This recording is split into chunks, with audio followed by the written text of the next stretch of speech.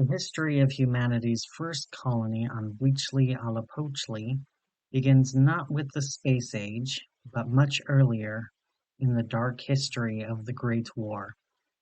While the Arch-Kingdom, the largest nation which formed the Central Cabal, sent millions to fight in Europa and across Oceania as to warn Vespucci, a province of the Arch-Kingdom rebelled against the powerful empire.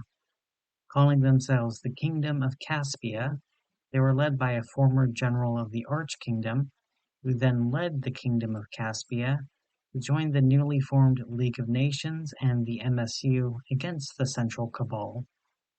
The powerful military assistance and resources flooding into the new country allowed the Kingdom of Caspia to have great prosperity for about 20 years.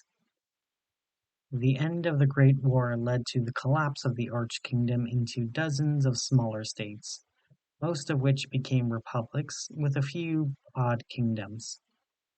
King Cyrus of Caspia, in an attempt to show his country's strength, launched an ambitious project, a project to colonize Huītzilōpōchtli, the fourth planet from Sol.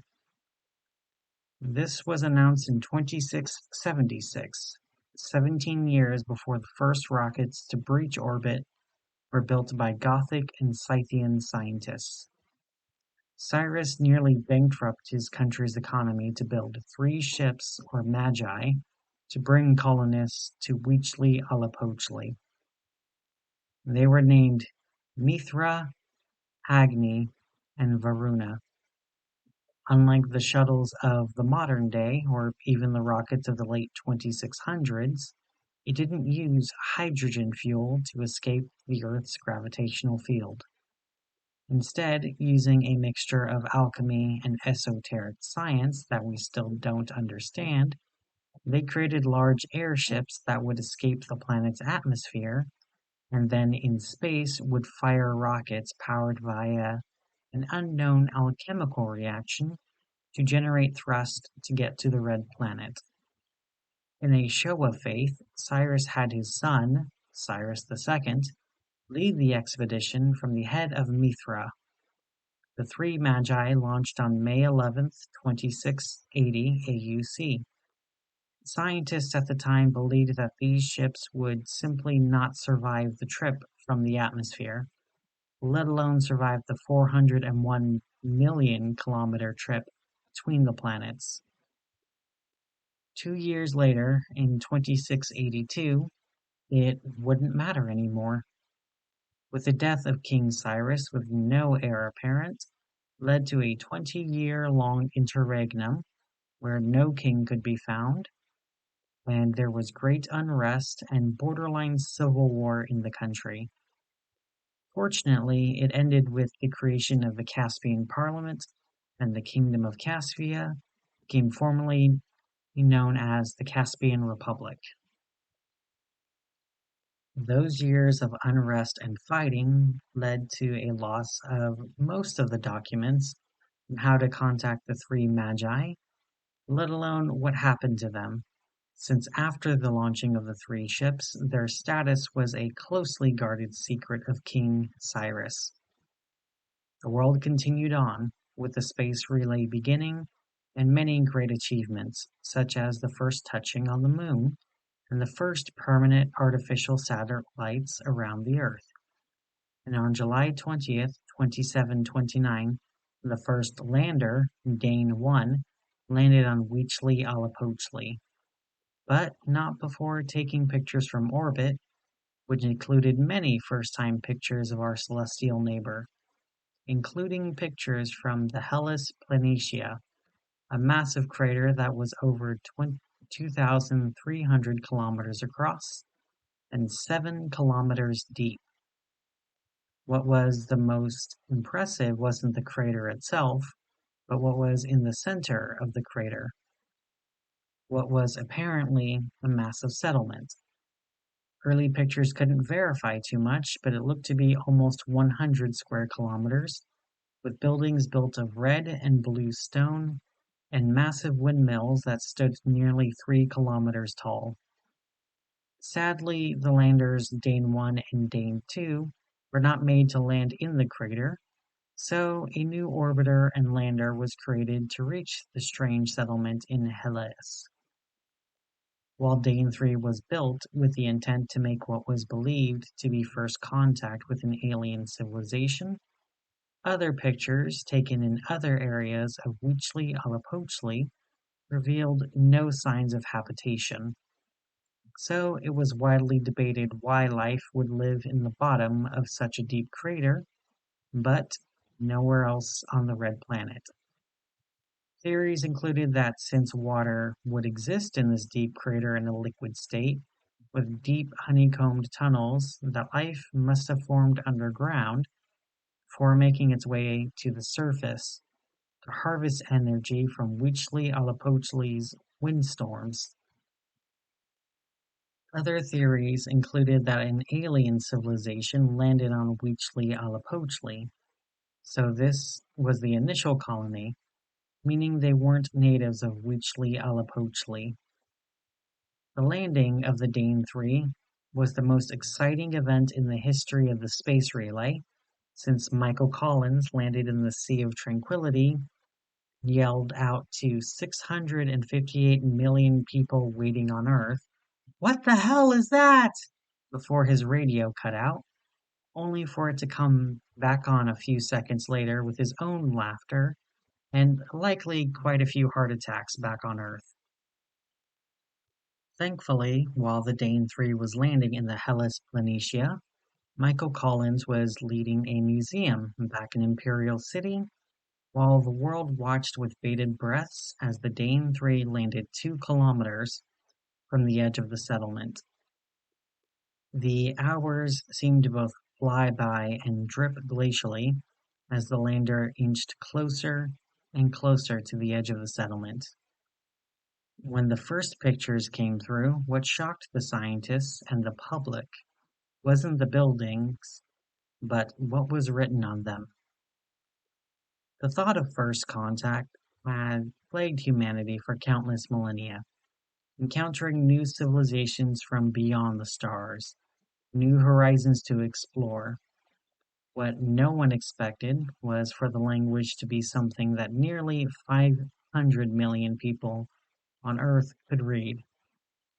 Archaea Maenad script that declared that the settlement was the Xenophon colony, the exact same name as the hypothetical colony that Cyrus of the Kingdom of Caspia wanted to name on Huītzilōpōchtli.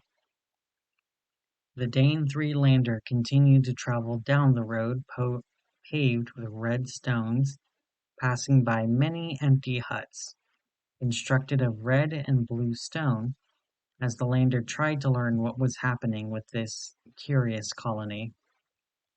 Despite the massive size of this settlement, little could be read, other than the Xenophon colony, and occasionally a date on a crossroads. It is widely believed that these dates were the dates when those crossroads were finished. As the Dane 3 rover traveled further into the settlement, finally the first person was encountered. They wore a hand-stitched pressure suit made out of a fabric never before seen. Their faceplate was coated in a gold covering that didn't reveal the face, and stitched on the arm was the flag of the old Kingdom of Caspia. This figure was carrying a large tool, likely for flattening stones. The last picture from the Dane 3 rover was the figure swinging this tool at the rover. Now, the scientific discovery was as much a political incident as it was now a discovery. The Republic of Caspia did not recognize the legitimacy of the Kingdom of Caspia. When there was no one on Earth trying to claim the kingdom still existed, that was easy. However, finding that a colony of the old country still existed, and not just that, but outlived the country it came from, those were tricky days indeed. The League of Nations recognized the Caspian Republic, and at their urging, it was finally decided it would be best if the League of Nations would launch no more probes, landers, nor rovers anywhere near the Xenophon colony. Making first contact or even diplomatic contact with the colony would mean recognizing the Kingdom of Caspia as a legitimate government, thus making the Caspian Republic an illegitimate government. And as far as the League of Nations was concerned, a government on Earth was more legitimate than one on Huītzilōpōchtli. That was their official position at least. Though it cannot be proven, landers from the Mad Scientist Union continued into the Xenophon colony for decades. Though not as public as the Dane 3, information was still leaked to the government and public. Some would say by accident, most would say on purpose, to generate interest into the lost colony. These discoveries included the fact that the colony was still growing. The giant wind turbines were created to generate electricity that was mostly pumped underground.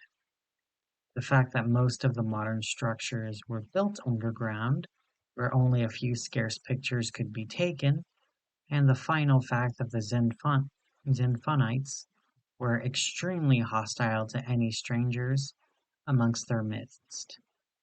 Any and every rover sent into the Xenophon colony was promptly destroyed when it was discovered. While a few manned missions were made on Huītzilōpōchtli, they were usually to set up scientific outposts on Olympus Mons, Amazonas Planitia, the outflow channels, and the edge of the Hespera Planum and the Hellas Basin.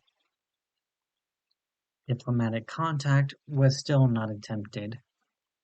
The League of Nations was happy to give money to the MSU in the name of research, but neither were willing to risk human lives to discover more about the Xenophon colony. What was unexpected was that one of the Xenophonites would make contact with the Triple Alliance team on Site Ray in the Hespera Planum. On October 30th, 2763, 3 travelers arrived at the base, knocking on the door. The astronauts let the travelers in, where only the leader would take her helmet off, as she explained why she made the 1,150-kilometer trip and climbed over 7 kilometers to make her way to the strangers. The woman introduced herself as a mistress and explained she was born in the Xenophon colony, so she had no concept of the planets or the country she left behind. But as she grew up, she learned to always hate the strangers that tried to explore and take pictures of her home colony. There was no contact and no information about the outside world. Everyone was told about the Kingdom of Caspia that they all came from, and they were told to build the colony so that the next generation to arrive from the sky would have a place to live, even though no one ever arrived. Amestris was well into her 30s before she learned that other places existed outside of the Kingdom of Caspia and the Xenophon colony. She learned it from her grandmother's journal, which told tales of a place where the sky was blue, plants grew everywhere, and where people could breathe freely. In the colony, every breath of oxygen, every bite of food, and every drop of water is rationed. Resources are scarce, and so everyone had to live under such restrictions and security to survive. At least, that is what Prince Cyrus had ordered. Through her grandmother's journal, Amestris learned that things weren't always strict. Food was once plentiful, and so was water. There was genuine joy in the Xenophon colony in the early days when they landed. The days were full of work, but there was so much joy and excitement for the future. They had imagined turning the deserts of Huītzilōpōchtli into flourishing farms, building actual canals on the Red Planet that would carry oceans worth of water to keep the planet alive. Just how the colony's namesake cried out when he saw the sea, so too would the colony cry out when they brought life to Huītzilōpōchtli. Then, as time went on, the projects became grander and the mood got colder. Mines were built to find ice and metal, and the massive wind turbines were built to generate electricity from the weak storms far above them. The storms of Huītzilōpōchtli were quite dramatic when viewed from the rovers, but with the weak atmosphere, the most powerful storms on the planet would barely be able to move your hair. So, the turbines had to be large to capture a lot of the weak wind to generate any amount of electricity. The early Caspian scientists thought that the red planet would have active tectonics that could be used for heat and therefore electricity. However, the colonists were quite surprised to discover that there was almost no heat at all from underneath the planet's crust. So they had to improvise for their power sources.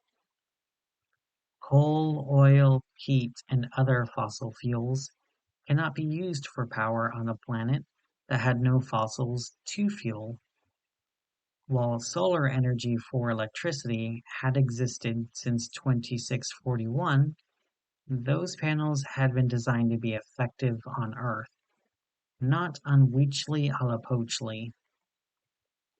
The solar fields initially built around the Xenophon colony would have to be dusted off on a nearly hourly basis, and the technology of that era was extremely inefficient, with only 4% efficiency compared to modern solar panels' 20% efficiency.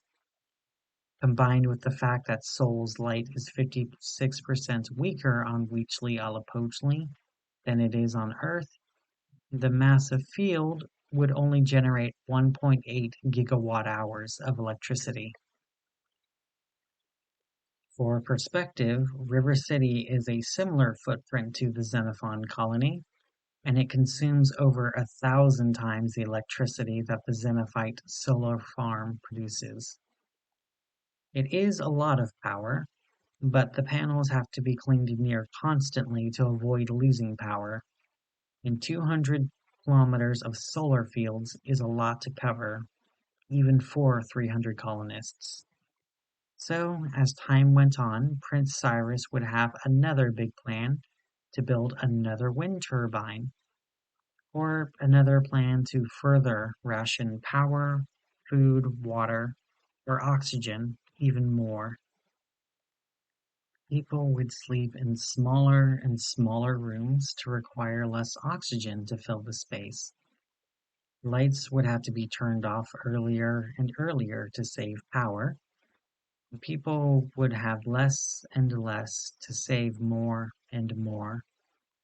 People would have to work longer and longer hours and get less and less from it. Gone were the cookouts, long baths, and story nights. There was the job. There were rations made from mushrooms, and rest only long enough to get back to work. That was the life a mistress was born into. And even when she learned about places like the Triple Alliance and the League of Nations, she still wanted to remain home. Xenophon was the only place she ever knew, and leaving it seemed impossible, especially with such an impossible trip. But the final straw that broke the camel's back was when Prince Cyrus declared that the colony needed more workers. At first, everyone thought it was a declaration that more children were needed to be born, and he would rob the cradle for more workers to build the colony even larger. Instead, what was learned was that Prince Cyrus wasn't going to rob the cradle, he was going to rob the grave for workers. The dead on Huītzilōpōchtli don't decay. There were no scavengers, so the bodies couldn't be left on a tower of silence to have their flesh picked away, and then their bones buried in the rusted sand. So instead, the bodies were just buried under the red sand, with a black flag to mark not to dig there, because of the bodies. Perfectly preserved bodies that Prince Cyrus could put to work. Amestris didn't know how he learned necromancy, since all copies of the Kitab al-Azif were supposed to be left on Earth. But the dead were brought back to work for the colony. Though the people were terrified to see familiar and yet uncanny faces work alongside them, building new homes, new roads, and of course new turbines for the glory of the Kingdom of Caspia. But the people were hopeful that it would mean more rest. However, Amestris started to hoard oxygen tanks, food, and water when she saw this, knowing that if Prince Cyrus was willing to cross this line, then the next line would be even easier. The dead don't need to sleep, eat, breathe, and they listened to the living without a single delay. They were the perfect workers, and now the living were given even less and less. It was hard to justify a greater ration of food and water to a worker who only worked 12 hours a day, when the body standing next to them would work 24 hours and not eat or drink. Amestris watched as more and more of the workers worked themselves to death, and kept working. Even when she tried to tell people what was happening, the dead look in their eyes was the same in both the living and the dead. The same look she was starting to recognize in her own eyes. So, in desperation, she had two of the dead workers carry her supplies as she made her trek across the Hellas Planitia. After a week of walking and another week of climbing, she finally made her way to Site Ray. The mistress was given medical attention, but even with medical attention, she died from malnutrition, only for her to return from the dead and join her two attendants in the state of half-life. They are still in Site Ray, stored outside while the League of Nations debates with itself on what to do with the Xenophon colony. At time of writing, it is not known how many residents are still in the Xenophon colony, and it's not known how many of those residents are still alive. What is known is that the colony is still growing, and the colony still needs new workers.